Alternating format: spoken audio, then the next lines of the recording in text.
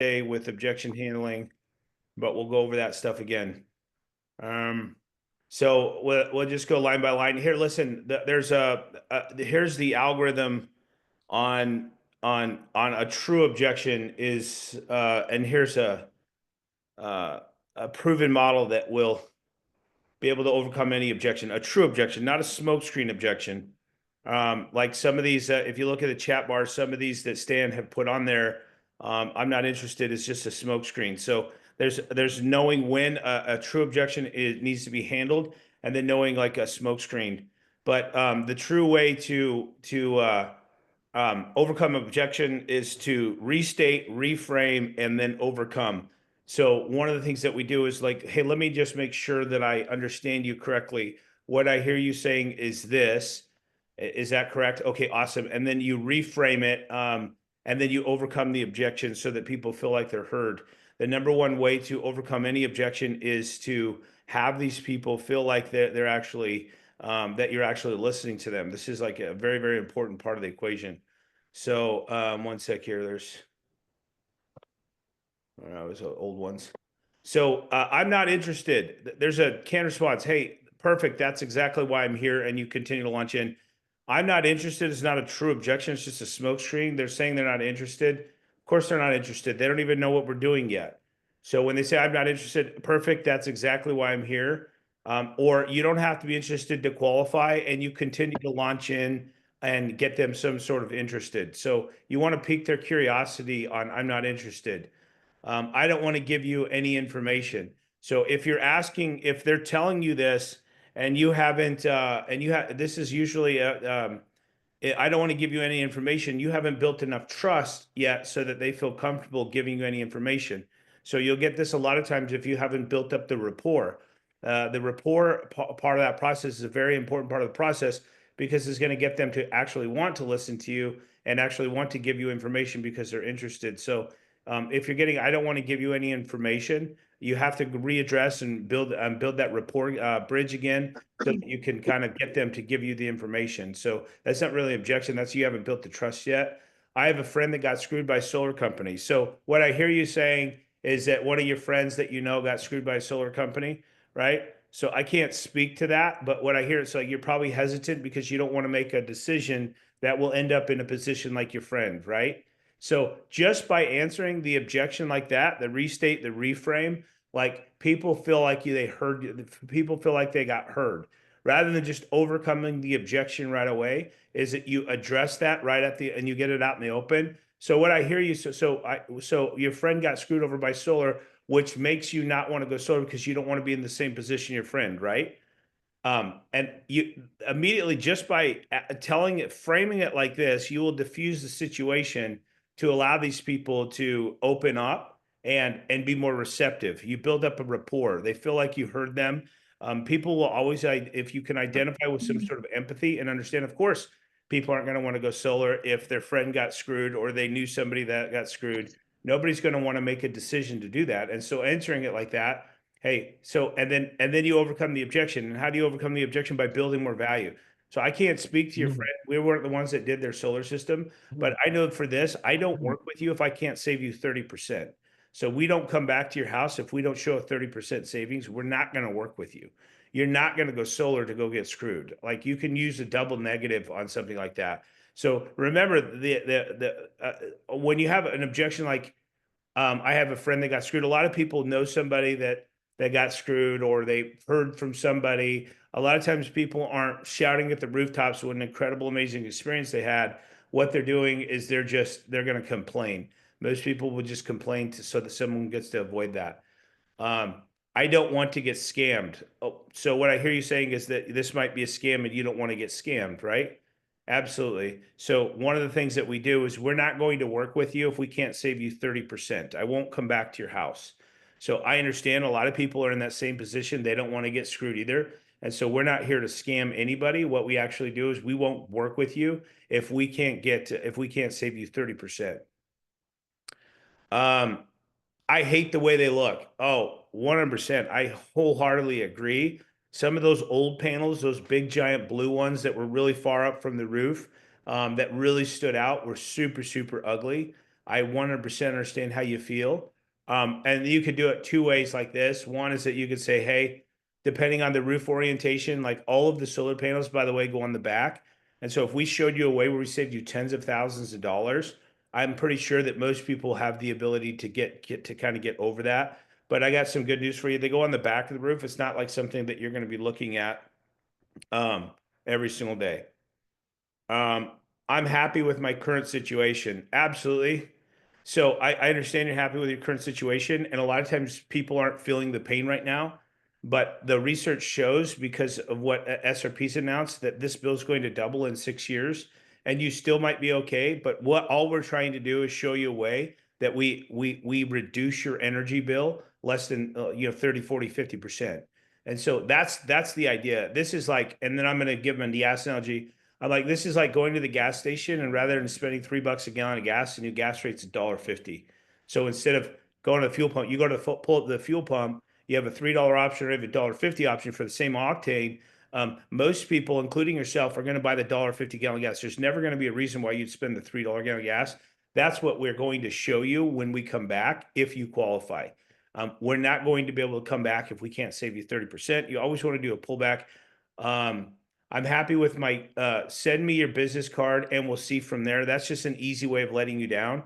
Absolutely, I'm going to send you my business card, but the first thing we do is we got to get your house qualified. I'm not sure if you even qualify. So first, how the process works, we send your utility bill back to the engineers. We run the report. If we can't save you 30%, we don't work with you. And at that point, we can send you all the information and stuff that you're looking for. So one of the things that they're doing is when they're asking you for a business card, they're trying to let you down easily. Like, oh, I'll just tell him I need his business card. He'll give me his business card and I'll throw it away. Like this is what they typically are going to do anyways at this point. And so just kind of understanding these. So understanding exactly the psychology behind this is like every single one of these objections, it's really going to come down to indifference, or it's going to come down to some sort of fear. Fear you're going to waste their time. Fear you're going to scam them. Fear about something. Fear of the way that they look. People are going to judge them. I mean, most people aren't going to give a shit about the way they look. The one objection with I don't like the way they look. This can be a hard stop for some people. I've actually not sold deals because the people just didn't like the way they look. They'll usually be a little bit receptive, especially if you can frame it in a way. So, hey, I know you don't like the way these look, but if we can save you tens of thousands of dollars, most people will kind of get over how they look. And by the way, in the future, everybody's going to have a solar system on their rooftop. It's just going to be a standard procedure. So it's like we can do this now where we can save you tens of thousands of dollars, and then everyone else is going to catch up to you, or you can wait till this is going to be a mandate and you have to get them on your roof anyways. So Stan, are you good? Good. Very simple equation to just empathize, restate, reframe, and then guide the customer along the way. There's some other things. If they're not giving you information, you haven't built up enough rapport yet for them to be able to give that to you. And that's just, you have to take a step back and you have to continue to build up some sort of rapport. One sec here. Zach, so the ideal client, open discussion on good attributes that would be ideal. I'm gonna tell you some of the things that I look for in a client. So like my ideal client. I had an ideal client this week. Let me recall who it was. The number one, obviously when we met with William Lamb, he talked about self-closing clients. But I'm just looking for someone that's like someone that will be engaged, someone that has some pain, someone that's going to be like actually listen to you and actually be attentive in what we're saying. I believe that if people are just listening to you with an open mind, that people will come around and they'll be receptive to this idea. And then obviously building that trust. So they have to trust you. So like what it comes down to, people not making a solar decision, at the end of the day, it's going to be some sort of a trust. And so people are going to have to trust you. Self-closing is awesome. We went into a self-closing customer this week with me and Trey, and he's like, "Oh, I'm closing myself, but I want this as a referral." The guy literally was closing himself the whole time. It was awesome. So he literally was closing himself the whole. He's like, I don't mean to close myself, but like I'm like, dude, like couldn't have asked for a better client, dude. Like he was just lay down central. He was receptive. He was open. And I want you guys to kind of recall, like where when you've had really good clients that moved forward and got glass on the roof, what characteristics did they have? And by the way, like I've helped Jeremy with this, but sometimes we don't always want people that are like us. Like it's like we don't always want someone that's like us. I was working with Jeremy on this, and he had a bunch of attributes, 25 attributes that were like were had some of his qualities, which aren't really that conducive to having a fantastic customer. So if you guys can think back, if you're coming up with the 25 characteristics of your ideal customer, I would consider like the customers that we've met in the past. What was some common denominators that these people had? Like what made these guys good customers? Like what made them good customers? Was it absolute laydowns or was it people that gave you a little bit of resistance? Me personally, I like some objections to come out. I like some resistance throughout the presentation. If they're giving me some objections or some resistance, that's a way for me to overcome it. And I feel like I'm doing my job because a lot of times if people don't have objections and they don't have any resistance, they're just at the end they're going to say no, or they're not going to be, or they're just placating you because they're trying to avoid confrontation, which is on the attributes, the personality traits that I like the best. I like a bull the best. Like out of all four personality traits, I like the bull the best, and I'll tell you why I like the bull the best. When they make a decision, it's good. Like they're not going back and forth on a decision. They're also not going to pull any punches. Everything's going to get right out on the table. If they have an issue with something I'm saying or if something's popping up, dude, they have no problem be able to get that stuff right out in the open. So I really resonate really well with these guys because, or these people, because they're always going to let me know where we're at in the process and how they're truly feeling.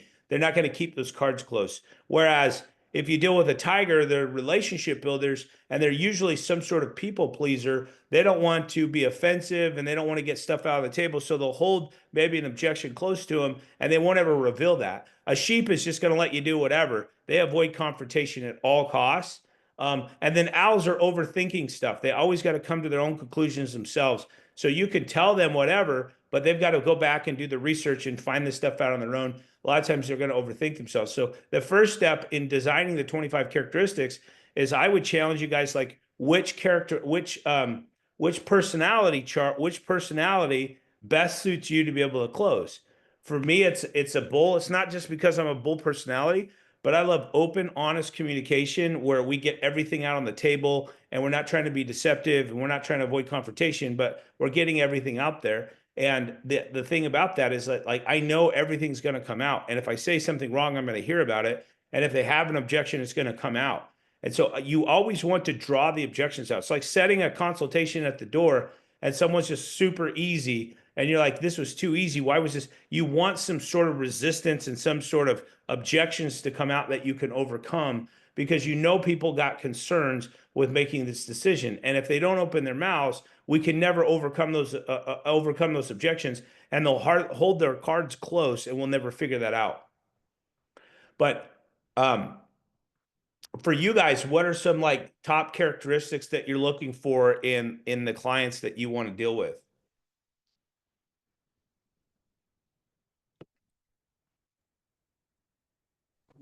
Referral machine. And you are good at that. Trey, you have more referrals than anybody else I know. It's gonna keep on going from here on out. Referrals from referrals from referrals from referrals. I feel like I could build a connection with like obviously military or just somebody, some of those attributes that are like me, you know, or like having kids and different stuff like that. So I could kind of relate to them. It helps me build rapport with them. Hence point, you guys closed a Navy vet and you're a submarine guy, Navy guy. So it's like you got to build the rapport. Well, I always we want to sell people that are like us because, you know, when we identify the same character traits and stuff, we immediately have a rapport with these people. It's understanding and understanding and realizing and having that rapport with these people is probably a good thing for a lot of you guys. I guess I need to find a Russian community to sell people like me. Well, you did. You found the Polish lady, right? So I don't know. Yeah. People tell me not to mess with Russians, but I've done a bunch of the Jewish Russians, and they were awesome, dude. They were great. So I have a Russian community for you. It's up in North Phoenix, dude. It's around the synagogue. On my way. Anybody else, like, what's the number one characteristics that you guys are looking for? I like when they're actually like Justin is waiting. actually grateful. When you hook them up with a good system, a good deal, Yeah, dude, that's awesome. they don't just feel pressured into it. They're like, "Oh my gosh, this is so awesome! Thank you!" Like, of course, they're gonna have some objections at first, which they should. But once you hook them up, they're like, "Oh, they want to tell all their friends, and they're super grateful." And yeah, That's a good point. People that are like thanking you. Oh, thank you so much for helping us. Thank you, thank you. They're like, I really hope my roof passes. Oh, dude, I really am super excited for this. People that are asking questions like, well, that people are concerned about. All the Republicans. Ever since I put Republican like in one of my 25 characteristics, they've been failing credit, but they got that freaking poster of like the Trump with like the machine gun. There's the exact same poster, like 2 in a row. Yeah, they have a tendency to be a lot more open-minded and receptive to things, is what I found. So the conservative Republican side, they're much more receptive and open to new ideas. And they also like they'll do this just because it makes common sense, just because they're making logical decisions for the most part. Say Christians are a big one. That's been a lot of the referrals too that we've had. What is it? Christians. Oh yeah, Christians. Yeah, and they're usually a lot more open-minded and receptive to things. Justin Ramey is waiting for a spot. Okay, go, Justin. I was saying Justin Ramey is waiting. Sure, I guess I was waiting. I like self closers and people that are inquisitive, that are actually curious, that don't just immediately like shut you down. I don't mind fighting for it, but the curiosity is a big one for me. Yeah. Another good characteristic are people that are, aware of what's happening with the utility company. These people are awesome. So people that have some sort of pain. If you guys haven't done this yet, you guys should have already done this. You should have already designed your ideal customer with the top 25 characteristics. What you'll begin to see is as you design your client, then you start noticing and start finding these people a lot more often than what you're currently doing. A lot of times people are living their life unaware of they're not conscious of the things that they're bringing into their life. For me personally, I firmly believe that I'm always getting everything I want 100% of the time. And so a lot of the times it's unconscious though that I'm attracting the things and people into my life. And so imagine setting yourselves to being conscious and being aware and actively creating your own life consciously with the customers that you want. So if you're going to spend time thinking and analyzing stuff, you need to spend time thinking and analyzing ideal outcomes and solutions and like the ideal client. So for those people that have not designed the 25 characteristics, go and design the top 25 characteristics. Spend some time thinking about those. And then when you're knocking doors, you're actively looking for people like this. Be intentional about finding these ideal customers. And if you can make this a habit, you could compound this over by time. Dude, what you'll find is just these synchronicities and these coincidences where you start running into people like this.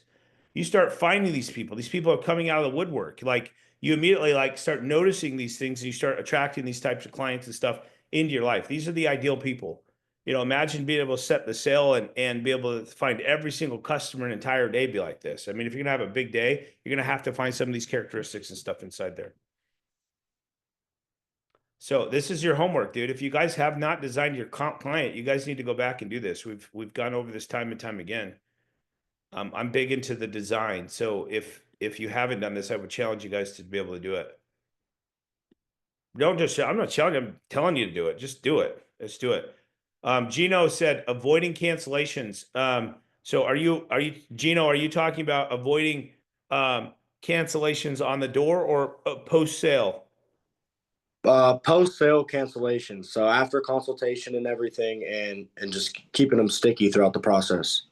Okay, so the first thing is a lot of times, I mean, cancellations are going to happen. We need to be always pressing forward. And I'm going to look, if I'm looking at a sales rep should have a 20 to 30% cancellation ratio.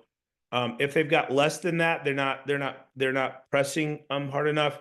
If they've got more than that, they're doing something wrong. So I'm going to talk about some of the things that you can do to like make these appointments really actually get glass on the roof. Number one is you build enough value, you took enough time with these customers. So often I would love to close people in 15, 20 minutes, but I've found that you have to build a tremendous amount of value on what they're doing and why they're doing it. And I do that best with stories and being able to leverage and stuff, some of the ideas about making a decision to do this. But the other thing is about absolute integrity and honesty in the equation. So a lot of times what we see is when somebody is doing this and they're not going through the entire contract, or they're not being upfront and they're omitting stuff, not admit, but omitting stuff that's in the contract. So like for me, I go through the entire contract with every single customer. In fact, a couple of days ago, me and Miles were in a house and this guy was like, yeah, I'm not signing today. I'm not doing this today. I'm not doing this today. No way. I need time to think about it. And I'm like, well, we don't have time. And one of the things I did is if you do a good presentation, the contract is just a testimony to everything that you talked about.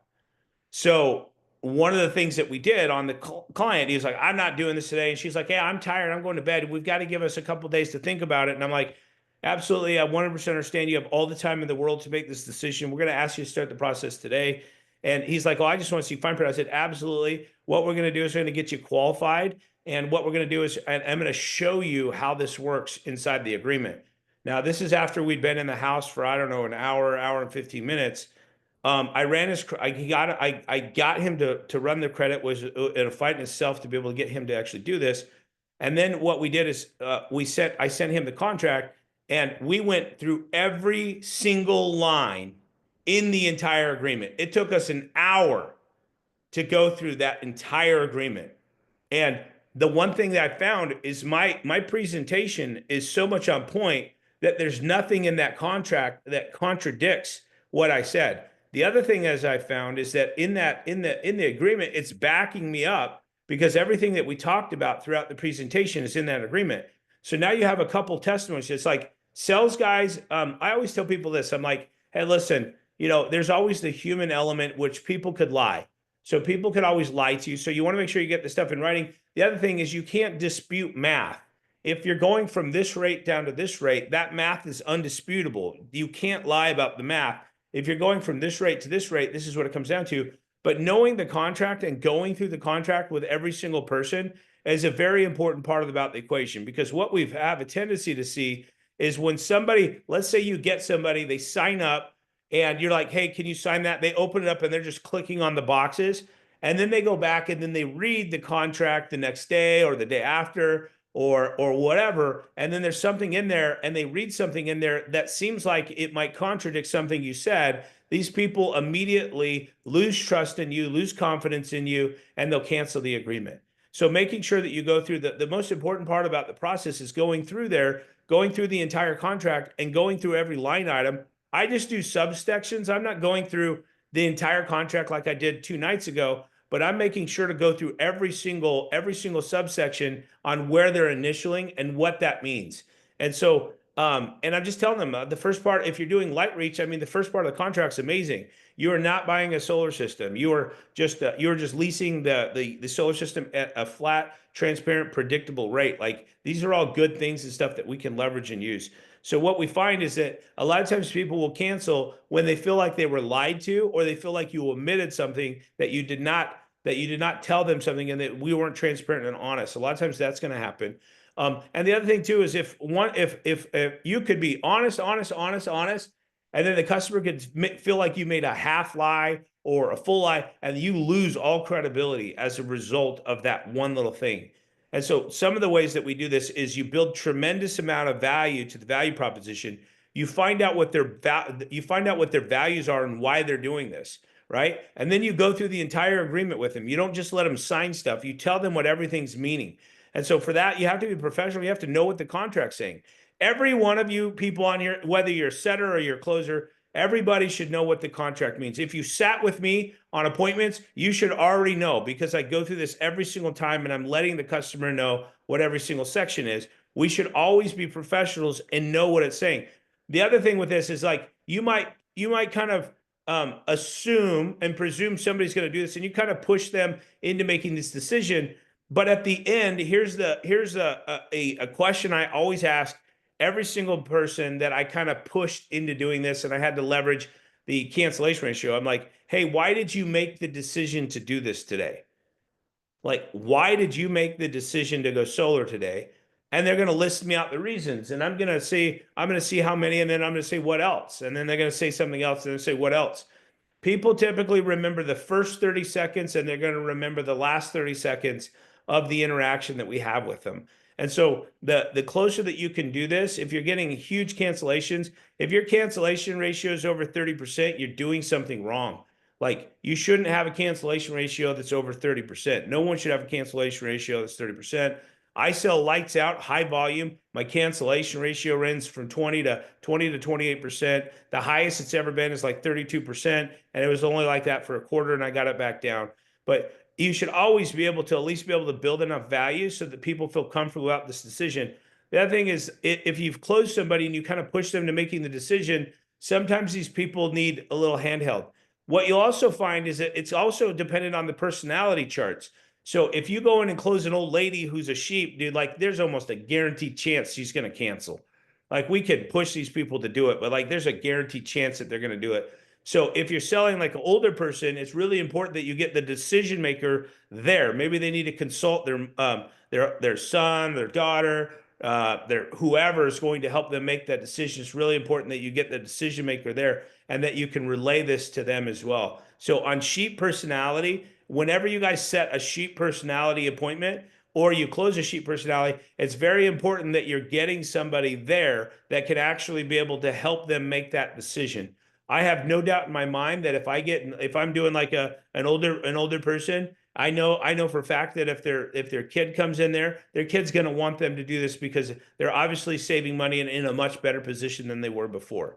So making sure that you can do this on the front end when you're setting an appointment and you recognize that there's sheep personality, making sure that they get the decision maker there at the house. So kind of a long-winded answer. There's a lot of steps that you can do to make sure that you kind of you clear up your cancellation ratio. If it's over 30%, like, you got to evaluate it and you got to go back to the drawing board and figure out what you're doing wrong. Especially if and then how we look at the success blueprint and see if someone's successful in the space is we look at their closing ratio and then the cancellation ratio, and we compare those two together. If you have a 20 or 30% close ratio and your cancellation ratio is 10%, it tells me you're not pushing enough. If you have a 60, 70, 80% closing ratio and your cancellation ratio is 40%, you're doing something wrong on the inside. You can get these people past the finish line, but you can't get them to actually stick. If you've got a 60, 70, 80% closing ratio and you're a 20 to 30% cancellation ratio, that's obviously going to be the best part of the equation. So making sure that you're closing, that you're actually pressing the customer a little bit, but also there's some simple things that we can do. And the first step is selling with integrity and going over the entire contract with these people, building enough value that you build. Like, I like the customers, and going back to the design of the customers, and this happens rarely, but it does happen. Like, I do the presentation and they're like, they don't even want to see the proposal. They're like, okay, let's go. Like, let's do this. And then I didn't even go through the prices. Like, these are the best types of customers. They don't care what the price is because you built enough value with the value proposition. These are my absolute best customers I didn't even show them what the report looks like, and they're wanting to move forward. They're like, okay, let's do this. I'm like, well, don't we want to see let's look at the numbers first before we move forward. And they're like, oh, okay. But they're ready to pull the trigger and make the decision at that point in time. These are the best customers. This is when you know you had a really, really good presentation, because what you did throughout that process is you built enough value that they're willing to exchange the monetary value, and it's kind of irrelevant at that point. You will get customers like this if you could do a really good presentation. I still get customers like this. They're just few and far in between. Hopefully that answered your questions, and then making sure that you're building value. So let's just skip over here. Kevin, creating more pain. Tell them about increased letter, double bill in 5 to 7 years sooner. Like Vermont, they recently doubled their rates in 1 month, recently due to lack of energy. Data centers taking all the power, leading to outages. Brownouts like California, Phoenix metro areas, fast growing population. Also tell them decommissioning of coal plants, which is $500 million solar project. Also, we asked them about what temp they like inside the home. What else can we use? Creating more pain. So, Kevin, you basically answered all the stuff. I mean, like, you're hitting all the pain points, dog. I know. No, I know. It's just me and my guys, like when I don't know. It's like we're really passionate about it. We're either like really assertive, or they get kind of apprehensive, or like we try to match and mirror them, and it's just not working. Like, I mean, we're like, hey, you're going to have a double utility bill. It's already going up 13% in a year. Every single year, you're going to have an 8.6% increase. Without a doubt, next 5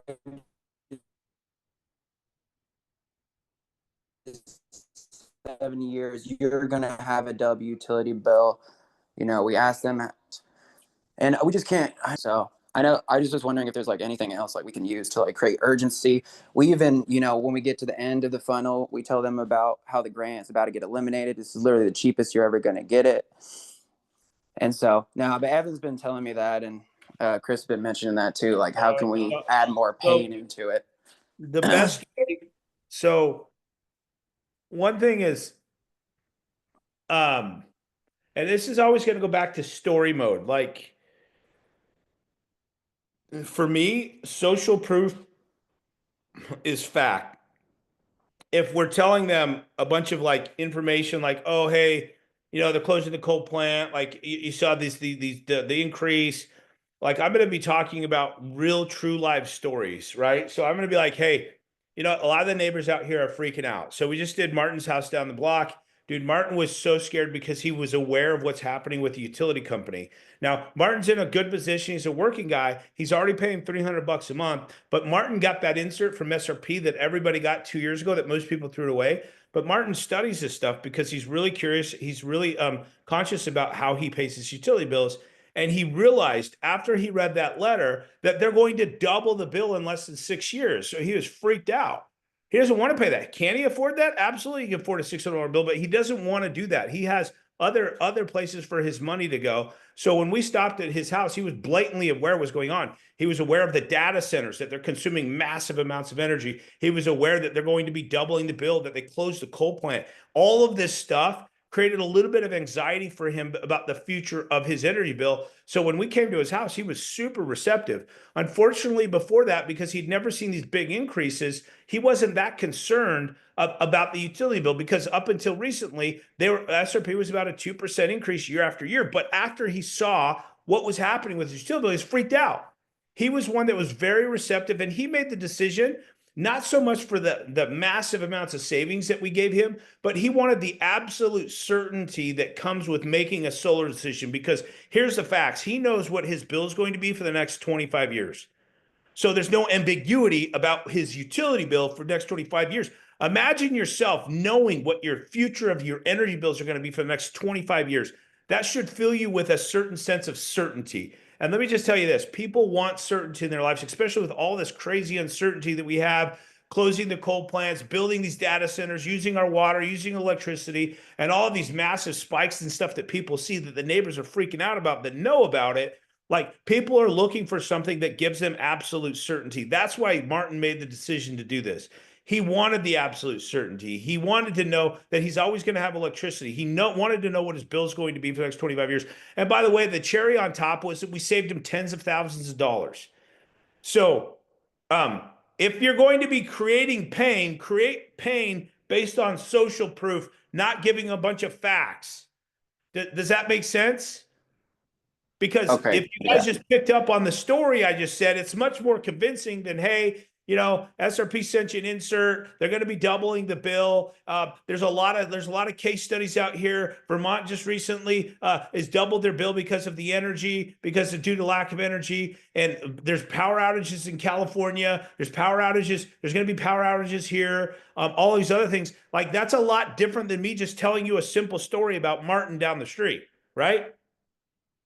Do you understand the delivery of this? The delivery of this, and this is why I'm always going to go back to you guys on telling stories that will have embedded implications inside them. And so for me, it's like, I'm always going to be telling stories and you're picking up stories. This is why when you go into a neighborhood, you go and find the people that got solar and you collect a story. Hey, why did you do this? Hey, how long have you had solar for? How long have you been, like, why did you make a decision to do this? Like, how were you consciously able to make a decision before a lot of the neighbors made decisions? Why did you make the decision? Get stories or use stories because you've been knocking. Everybody should be picking up stories every single time. This is a great thing about this job is we get a shit ton of stories, man. We have story after story after story that we can level for social proof. When I just give people facts and information, people don't give a shit. They don't, I could be lying. But if I tell them about a story, and every one of you that knocks a door has a story, I guarantee you right now, every one of you that's knocked a door had somebody that pulled the trigger and made the decision to do this for one reason or another, whatever that reason is. And so when we leverage social proof about somebody else that was freaked out or that was nervous about this, the customer that the person that you're talking to will immediately put themselves in the character's shoes. And they'll internalize the information, and you'll bypass the subconscious because it goes right into their right into the subconscious rather than having to fight through that watchtower to get through this to whether or not they believe you or not. So I can give you all the data. I can say, okay, listen, you got the insert, blah, blah, blah. But when I leverage a story about somebody and preferably somebody in their neighborhood, this is why if you guys are dropping down in a neighborhood, like, it's really good to knock in neighborhoods where we got a deal because we can leverage anecdotes and stories about that particular neighbor, whether they know them or not. You get instant credibility. Also, the fact that you can deliver a story based on somebody making a decision to do this. And the other thing with this too is, like, if you're getting the same objection, and I'm going to talk about this all the time, if you're getting like the same objection all the time, bring up the objection before it ever comes up. Like, bring up the objection before it ever comes up. If we go back to Stan's objection, we just did Mary down the street, and Mary had never went solar before because she hated the way they looked.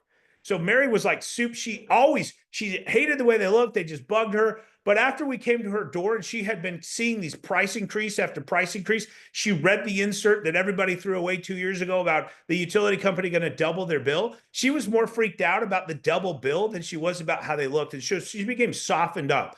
So she let us run a report at her house. We showed her the way. And by the way, it went on the back of her house, so it wasn't that big of a deal. But she finally made some concessions and let us put it on the back of the roof because the pain of remaining the same, the pain of having a double bill outweighed the pain of how this looked on her rooftop. So we were able to do her solar system. I just talked to her. She's super happy and excited that she made a decision that gives her absolute certainty for the rest of her life. Do you see how I just did that? I leveraged the story with some social proof, and I brought up an objection before it ever came out. Are you guys kind of picking up on that? Like, it was if you're doing these types of objections, you bring up the objection with the story mode, and you tell about somebody overcoming that objection. Like, that's second stage of feel, felt, found. I mean, that's like, I just did the feel, felt, found in a story mode, and I let them know that they still made the decision made a decision to go solar. And they even had the hesitation. So, like, you can take any one of these objections that you're hearing, like, hey, I don't want to get scammed. Absolutely. So what I hear you is like, you don't even want to look at this because you're worried about getting scammed. Hey, let me tell you about a client that felt this exact same way. You know, this guy was like, he felt like he'd been scammed so many times. He'd made so many buying decisions. When we came to his door, he was like completely hesitant. But you know what? He was aware of what the utility company was doing. And so the pain of remaining the same, the pain of staying in the same situation, which was going to be a double bill in 6 years, outweighed the fear of him listening to us and the fear of being scammed.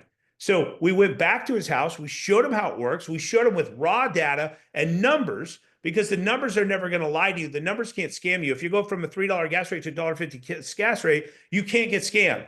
Like, the math is not going to be deceptive. We showed him how we were able to do that, and we washed away. He was still a little bit hesitant because he was just fearful about being scammed because he made so many bad buying decisions in the past. But he was willing to make this decision. He made this decision, and now he has absolute certainty for the rest of his life and his future of his energy bill. And he's got a better quality of life, and he's got numerous different other values and stuff that he's appreciative that he made this decision. He's appreciative that we were upfront and honest, and we worked with integrity, and he made this decision to do this. So like any one of these objections, like anything, any information that you're trying to deliver, the best stories are stories like that are in the neighborhood. So this is why it's important when you plot down in a neighborhood that you open up dialogue with customers. Having a conversation with people is a very important part of this process. So 2 days ago, I was knocking doors with a new guy, Thomas. So me and Thomas were knocking doors. I talked to like 4 people. 2 of the people had solar. I didn't know they had solar. The one person that had solar, they let us right into the house.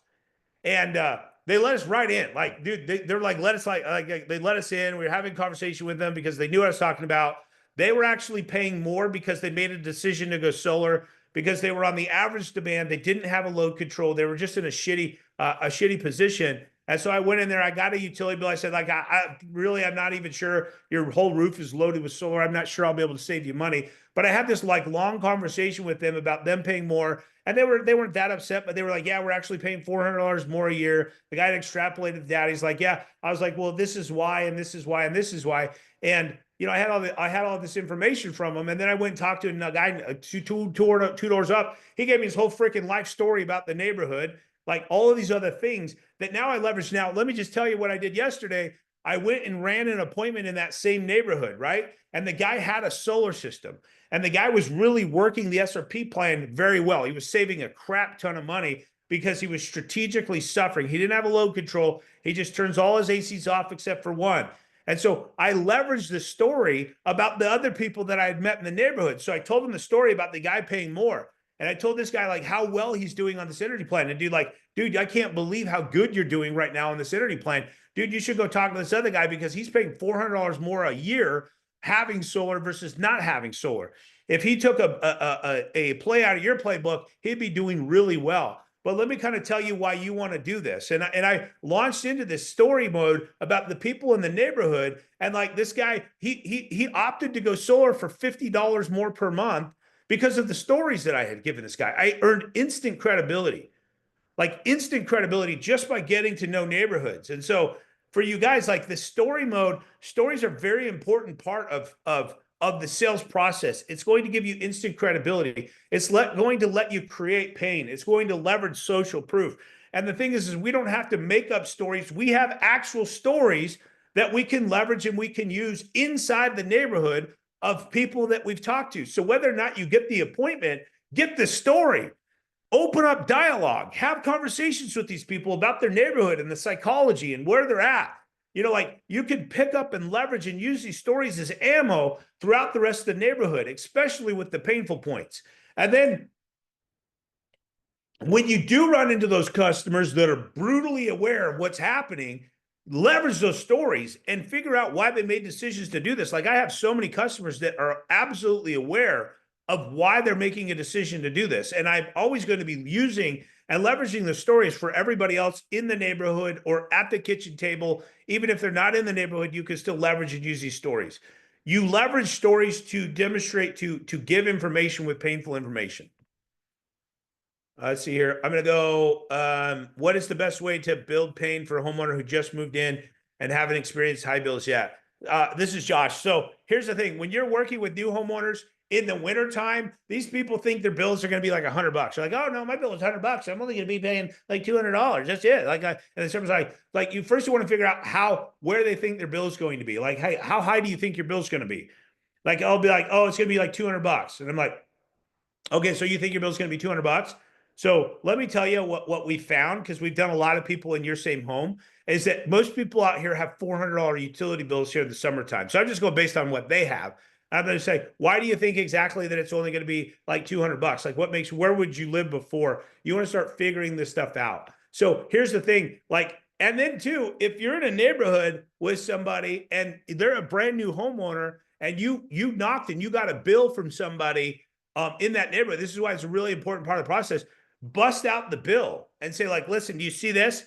Right here was their high bill. If we do the math equation, we times, 15 cents times 3,000 kilowatt hours, that's a $500 utility bill. They live in the exact same house as you. They live down the street. You can go see it. Like, unless you guys aren't going to be using energy or you're going to keep your thermostat at 90 degrees, you guys are going to pay a $500 bill. I just want to show you right here. Here's social proof.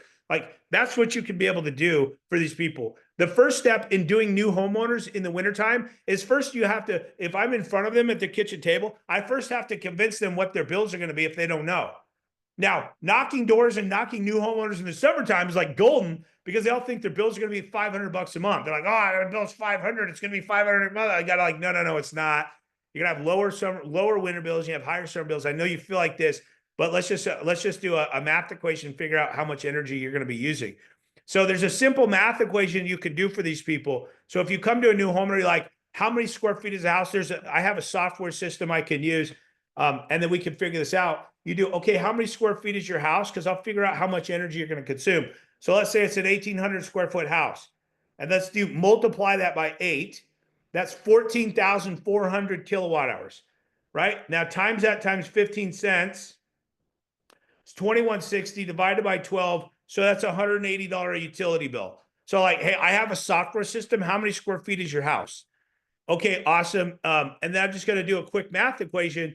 Once you come up with the numbers, you're like, okay, well, you're going to be about $180 average, unless you're using a lot more energy than that. So here's the thing, like, people don't believe us. They think that we're going to be lying to them. And so it's a kind of an uphill battle when you talk to a brand new homeowner on convincing them. But dude, if you can be the expert and you can be sure of yourself and demonstrate that with your body language, your tonality, people will buy it. They're going to be like, oh yeah, okay. Like, yeah. And then if you can do social proof and show them a utility bill from somebody else in the neighborhood, like a similar type of house, it doesn't have to be the exact same house. That gives you even more credibility at that point. I'm just going to try and do a couple more on here. So there's,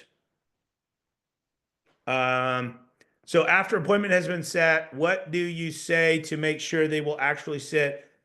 Are curious about this so that we don't waste our time. So here's the coup de grace on this. So like, when you're setting the consultation, it's always a give take. The first way to set a really good appointment is to always get the utility bill. So it's about them giving you something in return. Don't just be like throwing shit at the wall and hope it sticks. Like, and it's not a mandate. You can't, like Dima or Dimitri, he won't even go back. He won't even set the appointment unless he's got a bill. I'm not going to suggest that. What I'm going to say is like, hey, can you guys go grab the bill for me real fast so we can send this back to the engineers? But on part of that equation is like, at the end, like, hey, listen, our schedule fills up. So let me kind of show you what our schedule fills. So we bumped you in. We set time for you. We're going to go to work for you. So we're going to come back here. I'm going to set this in here. I know stuff happens, but if there's any way that you're not going to show up, I just want to get your word that you're going to let me know beforehand so we don't waste our time coming to the house, right?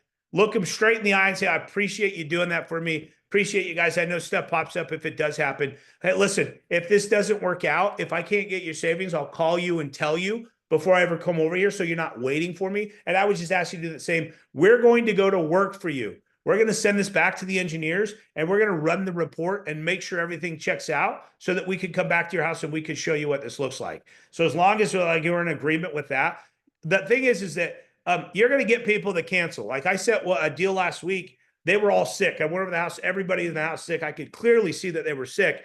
But sometimes stuff is going to happen like that. And what I was upset about is the lady didn't even let me know. She let me waste my time and come over there. So like some of this stuff is always going to happen. But the better way that you can set the appointments, and also the other thing, a customer by design, if you can design your customer, like the first customer that you have is someone that does what they say they're going to do.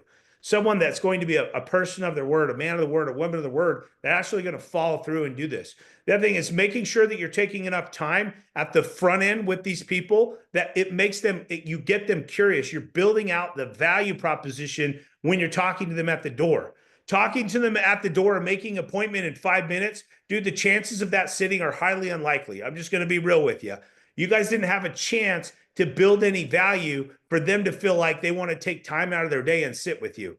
Also, making sure that you get both of the spouses on board. Like, don't make a closer show up to an appointment that the spouse isn't going to be there. Those are shit appointments. Dude, they're typically not going to close. So make sure that you like lock them down with, hey, like, let me, and if they're not going to call their spouse, you'd be like, hey, like, I know we set this for tomorrow at 2, but just to kind of understand, like, what do you think your spouse is going to say? Do you think your spouse is going to have any of the objections to sitting down there and seeing what this looks like? And then fact finding and doing that with them as well. So it's always about the value proposition. If you can get them curious. So someone mentioned about I think it was Zach mentioned, in the presentation about getting people curious. Like, dude, curiosity hook is the #1 engagement tool. If you can get them curious about what this is going to look like, if you can get them curious, they're wondering, what is this going to look like? Can I save money? Is this going to work for me? If you can gauge their curiosity and get them into that state, these people will sit every single time. Not just interested, get them curious. If they're, hey, can I save money? I wonder what this program looks like. When they come back, what are they going to show me? If you can gauge somebody's curiosity, and this is what everybody that's setting consultations should be doing, is getting people engaged with curiosity. These people will sit every single time. We're out of time. Love you guys. Let's crush the weekend. We got Friday, we got Saturday. Let's finish the week strong.